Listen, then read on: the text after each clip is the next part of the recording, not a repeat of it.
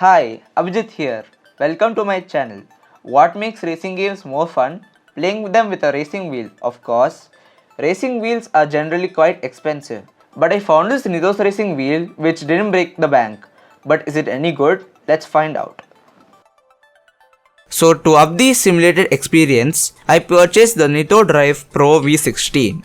This racing wheel is compatible with PS3, PS4, the Xbox One, Switch and the PC. I would be using it with my PS4 and a PC.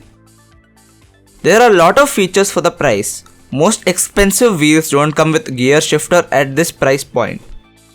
The box is really well designed, showcasing all the included parts too. So let's open it up and see what we get within. Play hard. Looks like it's the Nitho's tagline. In the box we have a brake and an accelerator, mounting clamps, manual and Nitho stickers. And here's the main racing wheel. The wheel connects to the console or PC via a USB-A cable.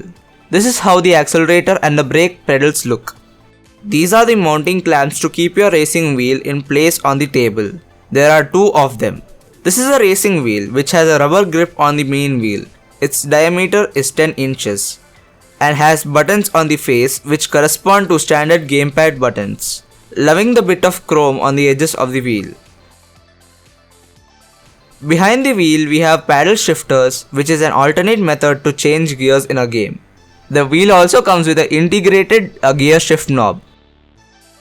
It can only move up and down and to the side. Here's the brake and accelerator pedals. A whole set of buttons are found on the left of the wheel. These are the remaining gamepad buttons like LB, RB, LT, RT, etc. This allows us to use the gamepad functions without needing a gamepad to make selections in a game. We also have wheel sensitivity options to set how responsive it should be. The rear of the racing wheel looks just like a car. This port here connects the wheel to the pedals. We have a 270-degree turning radius just like you would on a real car. On the bottom, we have suction cups to keep the wheel in place. For added support, we can use the table mounts to fasten it down much better. Let's mount the wheel and try some games out. This is how the mount looks under the table. It looks quite stable and strong. Pedals have a nice little foldable rubber pad to help keep our feet in place. Let us try it out with the PlayStation 4 Pro first. Connect the gamepad to the wheel via the micro USB cable and the wheel is connected to the PlayStation's USB-A port.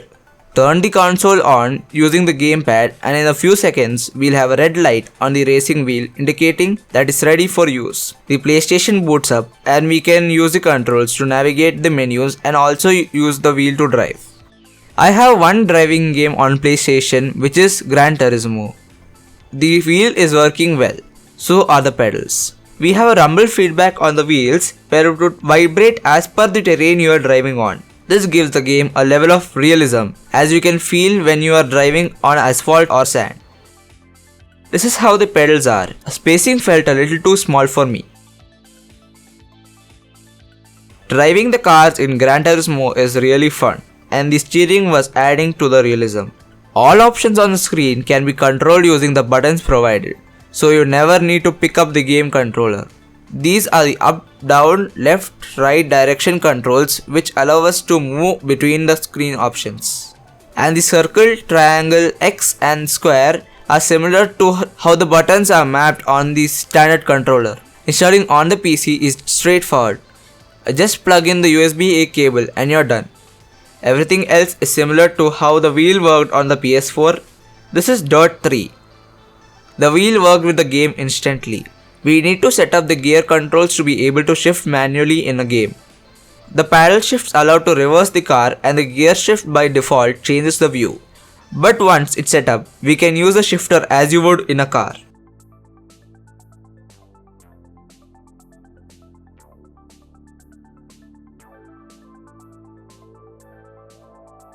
Here's Forza Horizon 4. Wow, this game looks amazing. And the wheel is working with it without a hitch.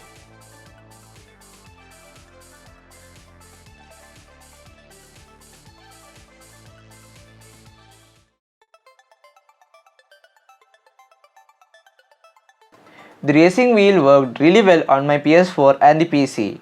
Do note it only supports vibration or rumble as it's called, and no actual force feedback where the wheel would lock up and fight back as in real cars. But force feedback racing wheels cost 3 to 5 times as much. Games were fun to play and the controls were stable and accurate. The driving experience is just for fun and would not really teach you how to drive. A bit of steering control maybe, but it's not 100% like the real car. If you want a racing wheel which is not that expensive and works with multiple platforms, this would not disappoint. I've been using this wheel for more than 2 weeks now and it looks well built. So that was the video. Thank you for watching and see you all next time.